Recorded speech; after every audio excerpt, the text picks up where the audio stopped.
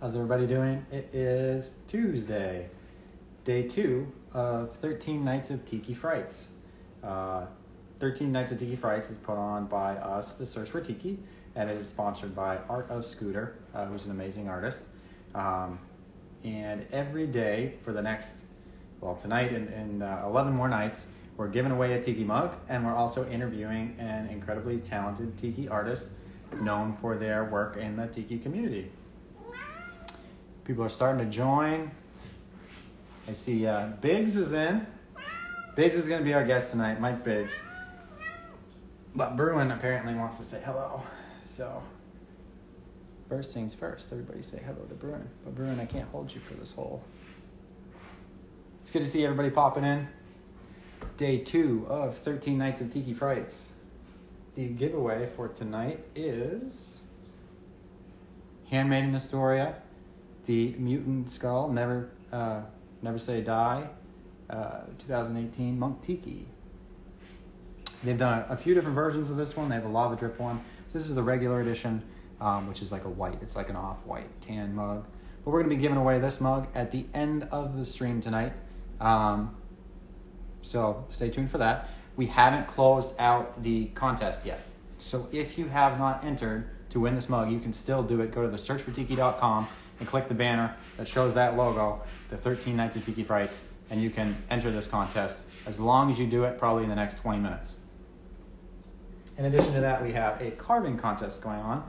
If you carve a pumpkin, you carve a pineapple, you carve whatever you want, you send us a photo, and if we like your design the most, or the second most, or the third most, you get a prize.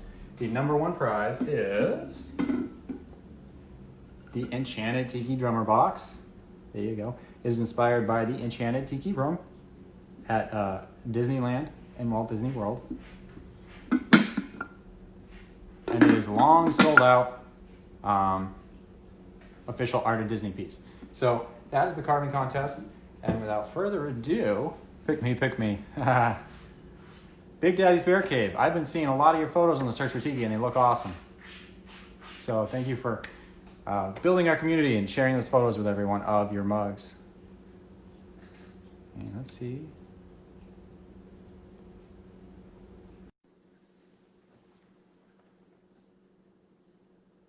How's everybody doing, by the way? On this beautiful Tuesday. Is it Taco Tuesday? Is it Tiki Tuesday? We do not know.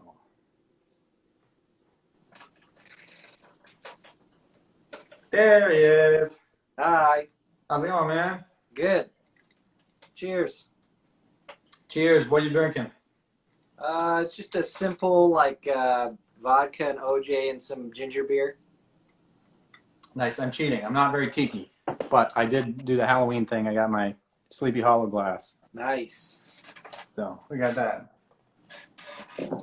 So Mike, it's good to have you. Thanks for having me. Biggs is in the house.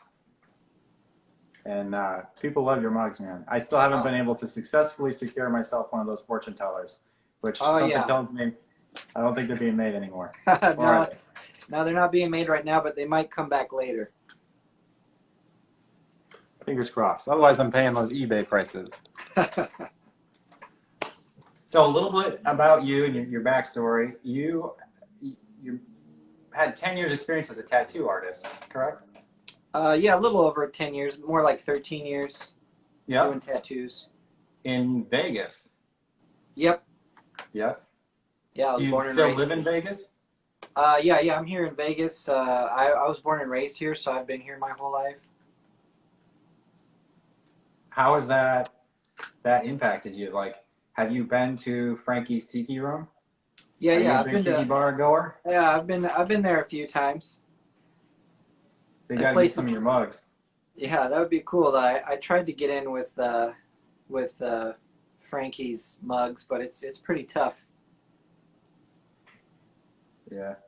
So you've been making mugs officially for a couple of years, right? Yeah. Just I think 2 years. I'm on 2 years now. Yep. And just recently started getting more into it.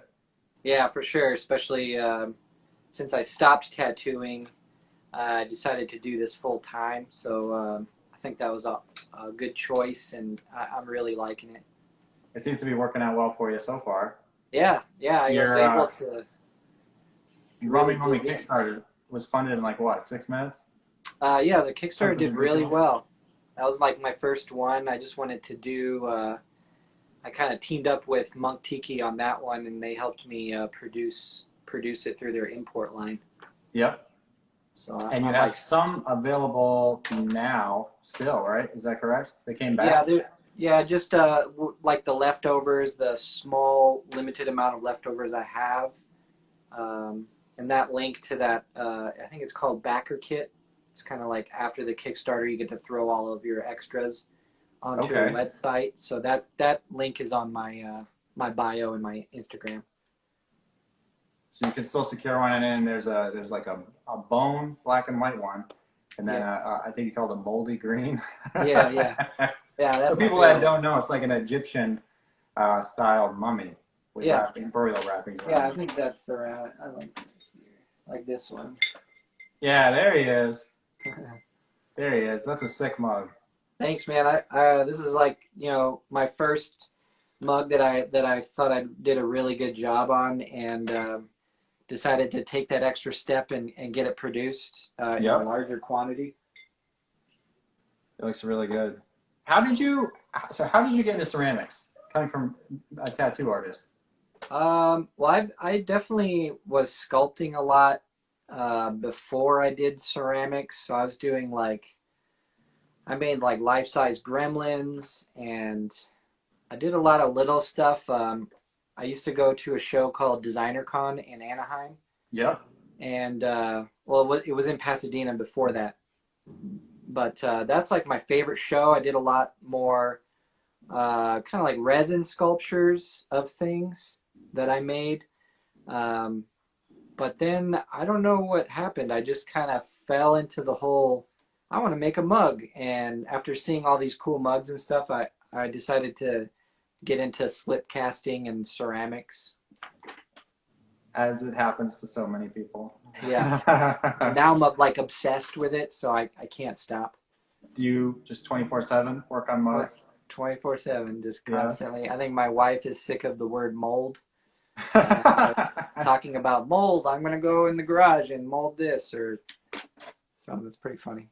Oh, well, I saw a design from her on your Yeah, Instagram. she's an artist too. She's a graphic designer and Yep. also a traditional painter. So I'm super lucky to be married to somebody that I can communicate with my ideas and bounce ideas off of. I don't know. I think that mug that she drew should, if you do another Egyptian one, Oh yeah, yeah. totally. Um, what was your first tiki mug? My Both first, it in was terms of like like collecting and in terms of what you've made. collecting wise. My first one was a big toe design that was at Frankie's. It was kind of like a man. I don't know what it was called, but it was a cool like kind of zombie-ish guy with his hands in front of him like this, and that was like my favorite mug for a long time. And then I kind of started getting to know Big Toe and all the other artists that were out there, and it was just endless, man. It just kept going, and then I decided to make my own. I try to make my own mug. So my first one had a kind of Japanese demon style Yep. face. So that was my first one. I really like the whole Japanese style of art, traditional Japanese stuff, especially coming from tattooing. Yep. And so my first choice was definitely to do a more Japanese inspired, but tiki style face, but in a Japanese demon style. But yeah, Was that a one-off, or did you go through the mold making process? I did the mold making process, and I probably made about maybe like 20 or 30 of those mugs. I was learning a lot by molding and learning a lot about glazing and just ceramics in general while I was doing that. So I didn't make a whole lot of them, but they're out there. And was that made with monster clay? Yep. Yeah. Yeah, the original was made with monster clay. I think I only made one other mug in Monster Clay after that, and then I switched to what I was more comfortable with, which was digital. Yep. Would you, so say someone is watching this, they want to make their own tiki mug like you. What is easier for them? Do you think it's an easier jumping off point to work with Monster Clay or from a digital 3D perspective? I think clay, like just being able to get in there with your hands, and I mean, Monster Clay is cool. It's not for everybody. It's a little bit, it's kind of like a clay and wax mix. Yep. So I liked it because you can heat it up and get it real soft, and then when it gets colder, it hardens up, and then you can get those like really clean, precise details. But to me personally, it was just slowing me down, and I'm a lot faster on the computer. I went to school for computer animation and stuff, so I have a little bit of that digital sculpting background, and kind of taught myself the programs that I needed to do that in. Taboo Relic says, love Monster Clay. Yeah. I'm pretty sure he uses that. Yeah. It's No, always I interesting love because it. a lot of tiki artists, they have like they're very impassioned about whatever it is they do, whether it's Monster Clay, whether it's an absolute hatred of Monster Clay, whether it's 3D design sculpt, whatever it is. Um, when you design like a 3D mug, how long does it take you? It depends. It depends, I guess, the design, because like the this one right here, the fortune teller, it's a little more like angular and has a lot going on each side. Yep. And I'm not used to I'm not used to sculpting something so angular and perfectly square and doing all of these kind of shapes, I guess, like hard surface modeling. So that took me a while just to figure that out. But then when I do something more fun, like the Halloween one, for example, it's very organic, and it goes a lot faster. I'm able to just, it's like clay, so I'm just able to get in there and get into it. Yep. And for people watching, he has a lot of videos. Mike has a lot of videos of the process, kind of similar to what Van Tiki does or Lost Idols Company. He's got a lot of videos that explain. He's got one really interesting one about making your own slip. Oh yeah, that was like my first time, first time making slip. Van Tiki. That must have been an experience. Yeah, I'm not. I mean, I see the videos that Van Tiki makes. I look up to him a lot. He's probably most of the reason why I got into doing the videos and just getting more involved with my mugs. Yeah.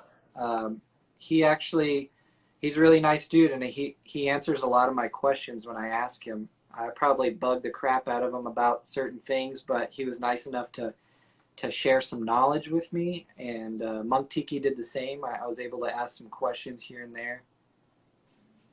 Yeah, I talked to Van Tiki a little while ago, and he'll be on the show, or 13 Nights of Tiki Frights later on this week, I think.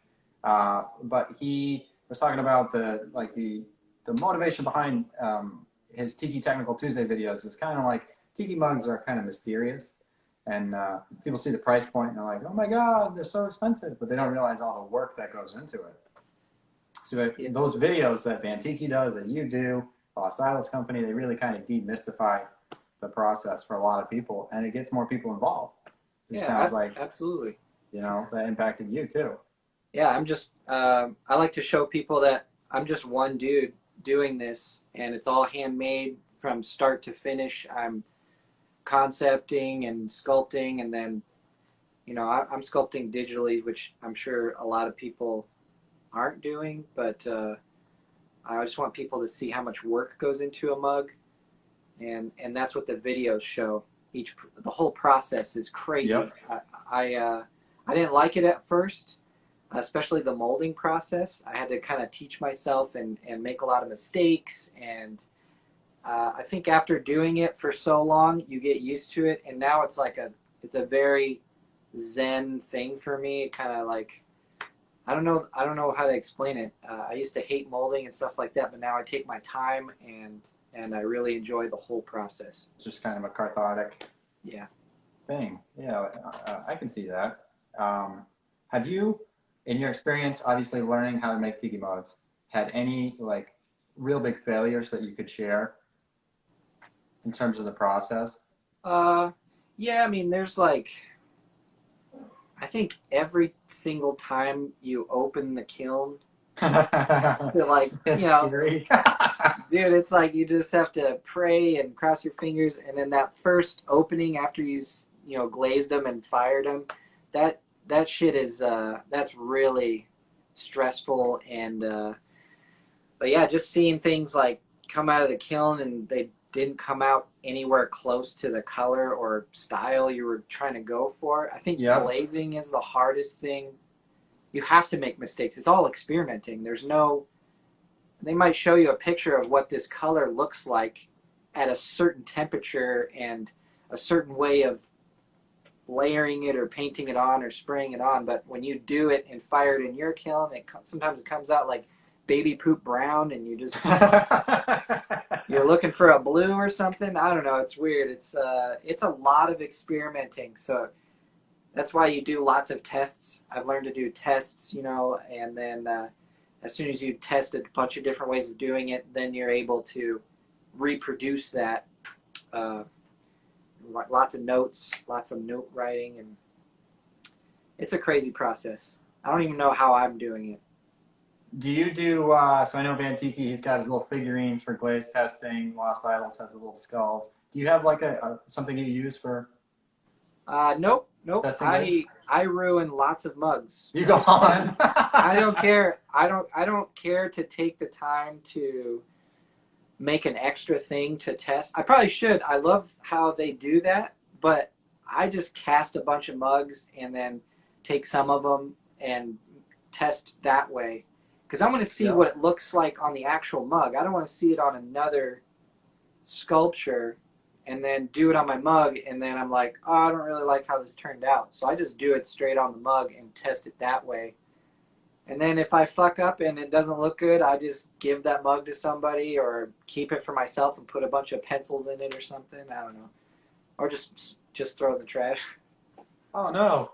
The way your mugs sell out, man, you can put it on eBay. It's still artist proof. Yeah. $300 sold. Poop version. Here's the poop version. I think Monk Tiki did some of those mugs where he took all of the extra glaze from the spray booth and glazed some of his mugs, and it was all just like a multicolored kind of thing. It was just like brown and black, and he still sold them all. It was just like he was just emptying his old glaze from all of the stuff he was spraying in a spray booth, and it still looked cool. People want those mugs. Yeah. Here's a question I don't know, because I haven't actually done glazing myself. When you have a video where you're doing your Medusa mug. I don't know if that's the official name of it, but you're doing the hand painting or hand glazing, I guess you'd call it, of all the snakes and stuff, and you have to be careful not to get it on the face. If you get glaze on the face, can you just wipe that off, or is it not that easy? You can. I mean, it's like, it kind of sucks because I have to be really careful, because if I did you have to do everything in a certain order. That's what I figured out was, so if I do the face first and then I go and do the snakes and I accidentally get some on the face, if I wipe it, it's going to wipe the color of the face off with it. So I have to just be careful. And if I do that, if it's really that bad, I'll just like redo the whole face. You can redo it. You just don't want it to get too wet. Because that clay is still sucking up the moisture from the glaze you're putting on. So if you get it too wet and you keep working on it and you keep wiping it, it won't stick to the mug anymore because it's too wet. So you just have to wait for it to dry. Mugs are a game of patience, right? Oh, it's super. Yeah, it's pretty tedious when you do one mug and you really like how you've done it. Well, now you have like 50 or 100 or 200 more to go. So it can get pretty tedious. Someone said you should use your messed up mugs as like raffles to grow your following. Would that drive you nuts though, having a mug that like you're not super proud of being out there in the world? Yeah. I try not to. I I'm a real. I really have a lot of attention to detail, and I want all of my mugs to come out perfect. Maybe I'm just a perfectionist, but I don't want anybody seeing the fuck ups. So I'll just keep them for myself or give them to some of my close friends or something. That seems to be a common thing amongst tiki makers. They're all perfectionists. Yeah, yeah, totally. Do you have a holy grail mug? Are you a big mug collector yourself? I do from time to time. I have a mug collection. I'm, I personally am pretty picky about the mugs that I get. I usually stick to just one artist or just a few artists or a company. Um, I'm not like, I'm not gonna lie. I'm not like super huge into traditional tiki culture. Yeah. And I hope that doesn't piss anybody off. I love tiki culture. I came more from the custom culture and car culture kind of thing. So the tiki thing was just kind of tied in. Yeah. I like more of the pop stuff or things with I don't know, man. I grew up in the '80s, so I like the whole like '80s horror and '80s pop culture and art and things like that. So I think that's where I get most of my influence from. Yeah, I saw your DeLorean. Oh yeah, Mike has an art print on his store. It's like a messed up DeLorean that's all kind of creepy with a spooky background, and I think you can purchase it. yeah. Still as a It print. should be on there. I used to paint a lot. I haven't been painting a lot lately, but I was trying to be a painter. I looked up to people like Big Toe and some other people. I like all those paintings. I was trying really hard to become more of a fine artist in the whole. Uh, and it just didn't work out. I still like painting, but I tried to do the whole like conventions and selling my artwork and things like Yeah, that. I think it's a tough place to be now It with the is. It's hard. conventions and It's stuff. hard. Um, but yeah, I mean, you bring up a good point. So like a lot of your mugs, they're no offense, they're not tiki. They're Yeah. you have a mummy, you have a fortune teller. But that's the thing. You have all these people, and people might you can yell at me in the comments if you don't agree. But people will go on and they'll be like, "That's not tiki." It's Yeah. like it's obviously not tiki. It's like I a know. mummy. It's like who are you trying to impress by saying it's not tiki? But Yeah. at the same point, like people don't know what a mug is unless you call it a tiki mug. Yeah, and that's true. And I don't. And I'm not trying. That's why I'm not doing traditional tiki stuff because I don't want to fake something that I'm not into and like force an idea on. I'm trying to have fun and do my own thing. Yeah, And I still appreciate tiki and the whole tiki culture thing. I still collect the mugs and I follow a lot of tiki artists and I love it. I do. But I don't want to try to like fake it with my art and be like, oh, now I'm a tiki artist. Check it out, yeah. and then do something that just doesn't even. I don't know. I don't want to do that because then it's not. It goes against everything that I'm into. I think it's more just about like escapism. In any kind of mug that helps you escape, whether it's your Egyptian ones, whether it would be something more horror inspired. It's just taking you to a place that you can't go to safely in real life, and the mugs allow you to go experience that without any danger. You can do it in your basement. Yeah, So it's fun. Keep it fun. It doesn't have to be so serious all the time. yeah, we'll see if we get some negative comments on the feed. Yeah. Bring them on, bring them on. Um, what do you? So when you're making mugs, what do you think was the hardest part for you to learn? Was it glazing, mold making? I think probably mold making because it's so technical and I'm not a technical person. I think most artists just want to like.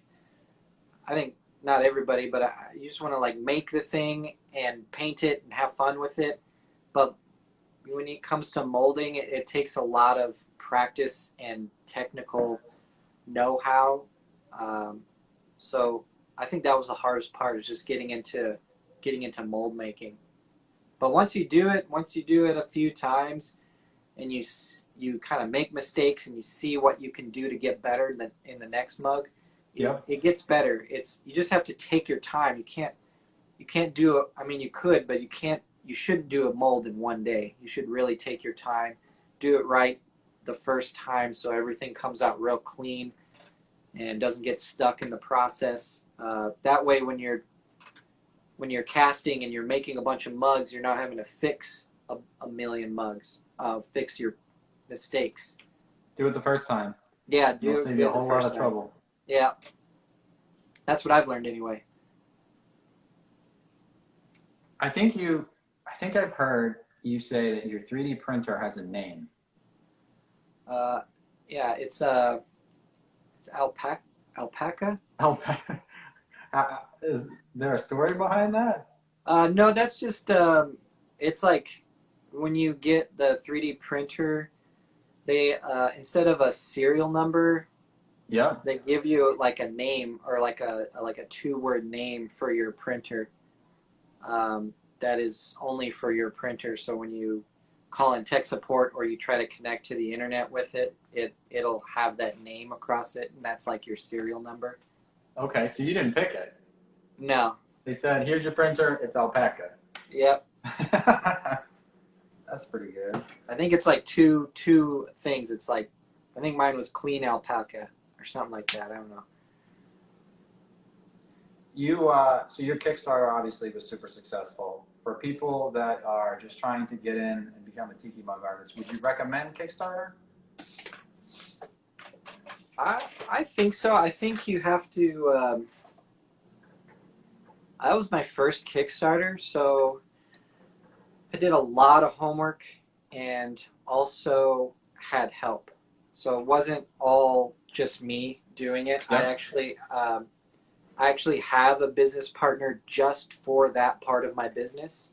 Okay. Just to help me out with that whole business side of things, because I not only don't want to do it, but it's a lot of work. It's a lot of work setting up the Kickstarter.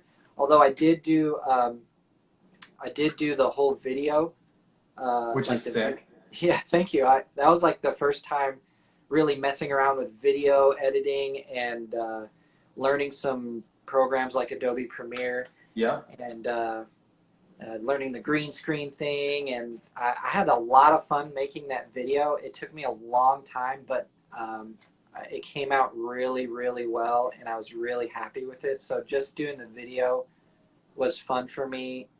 And it was worth it. I'll be honest. I think that's when I started following you, and that's when I was like, "Oh, Biggs Tiki." I saw that video and I was like, "Man, that's dope. I like that video.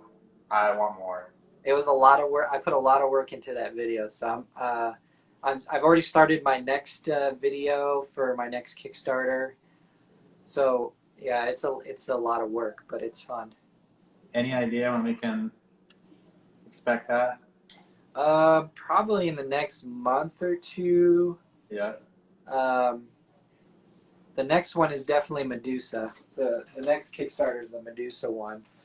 So I'll have this one going probably in a couple months, I think. It's getting produced right now, and I'll have like 2 different styles like I did with the mummy mug.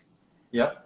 And so this is one of the samples that I got ready to go. So I got this one and then like all green one. So good. So the Medusa mug will be the next Kickstarter, and I've already started kind of storyboarding out my idea for the video and everything. And they're going to go like that. I hope. You know it. I don't think you have to worry about it. Do you do commission work? If someone had a design and they wanted you to 3D sculpt it, would you? I do. I just started accepting commissions. I probably won't. I'm in the middle of one right now. So after I get my Halloween mug out, I'm going to start and finish this one commission, and then I'll see about taking more commissions maybe in the beginning of next year. Okay. But I'm excited for the commission thing. I've had a few people hit me up, especially during quarantine, and I I just didn't have the time to take on commission work because I was too busy starting my company and really focusing all my energy on my personal mugs. Yep. But now I'm open to it. I think the first commission I did, I don't think I'm even allowed to say what it's for, but when it does come out, I'll announce it and be able to show it off. But I'm really excited about it. That's awesome. And it's a good way for you to like, for us, okay, as collectors, to get more of your work, because by you designing these stuff or sculpting these stuff, you know, you can continue to work on your own projects while there are more of your mugs out there. And I would love for that to happen. So that's my 2 cents. Yeah. So there was actually a photo that I wanted to talk to you about. Oh, I know. I found it on your Instagram, and he has no idea what I'm about to show. Halloween costume, Ghibli. Oh, cool. Yeah, that's me. Is that and my you? family. Yeah, that's me and my family. I was No Face. I was No Face. My wife was Princess Mononoke, and my little one was Totoro. And then my oldest son was gonna be kind of like one of the workers at the bathhouse from Yep, the frog that jumps up. He gets yeah. eaten by No Face at one point, but then you think he comes back. Yep, Spirited I, Away. That's our favorite. That's our favorite movie. So. We have that in common, man. Because Oh, that's awesome. too, one has No Face one year for Halloween. So That's nice. that was cool. Do you guys dress up as a family every year? We try to. It's kind of hard.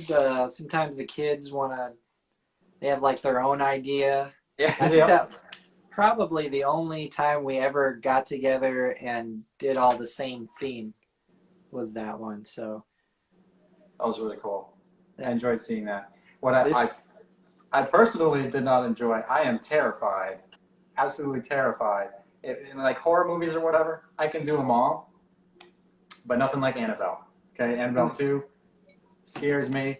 Living daylights out of me. I'm looking through your feed, you know, and you have these like baby doll heads that you used to do. Yeah. Oh my God, those are terrifying. Absolutely terrifying. Yeah, I did like the one with like the spider baby one. Yep. I used to make these, and I got into that because when I first started learning about slip casting and molding, I bought like a shitload of molds from somebody that had a whole bunch of baby doll head molds. And it was creepy and weird, and I'm like, it was on Craigslist or something. My friend Will sent me the link, and I'm like, I'm going right now to buy these. And I bought all of them, and they're still in my garage, and I haven't used them in a while, but it was fun. You just keep those in your garage. Yeah, so I have a bunch of molds from like old baby doll heads, and vintage ones, and newer ones, and I would not be able to sleep. I was up there in the garage. I like creepy stuff. Nope. Wow. And you, from a Halloween perspective, you like Stephen King, right? Yeah, I love Stephen King. He's one of my favorite authors. I'm always reading Stephen King if I can't find another book to read. But for sure. Do you have a favorite? Probably Dark Tower series that he did. I love the Dark Tower series. I've read that whole series like 3 times through, and I could always read it again. Sweet. I think that's pretty much it for my questions, man. But I know people want to find out the winner of this awesome. Mutant Skull. So awesome. Inspired by the Goonies Mug Tiki. So I'm going to look up the winner now. If you guys have any questions for Mike, type them in the comments real quick while I'm doing this. And just so everybody knows what your chance of winning is.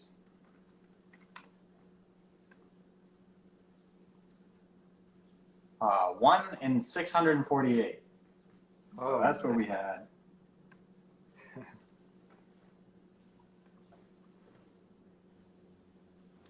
missed it. There was a question.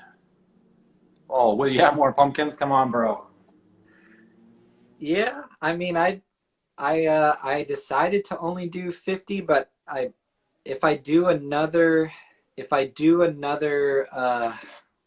50 of them or whatever, I'll do a different color scheme. I already thought of that. I wanted to try this first 50 out and see how well they did, and they did pretty well. So I'll make more. That's definitely one of my favorite mugs I've done. Seriously. That glaze is particularly sick. Yeah, it took a lot of work to get the glaze down, and I did a lot of tests and stuff like that. So I'm excited. And that green slime reminds me of Goosebumps, so that's a huge win for me. I love it. Where did you go to art school? Someone asked. I went for college. I went to Art Institute of Phoenix. So I was in Phoenix for a couple of years, just going to school.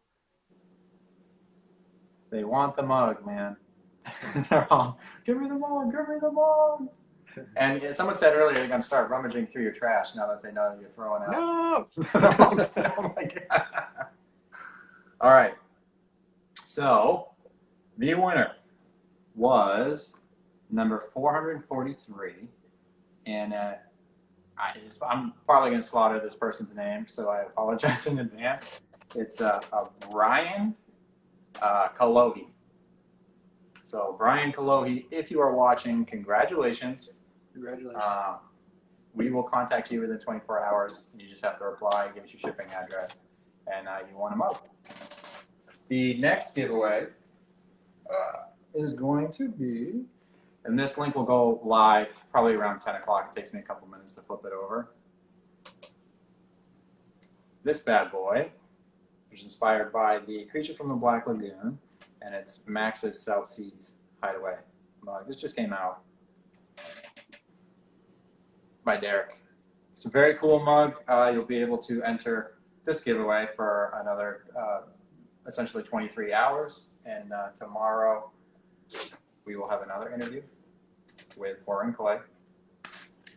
So that'll be exciting. And Mike, it's been fantastic.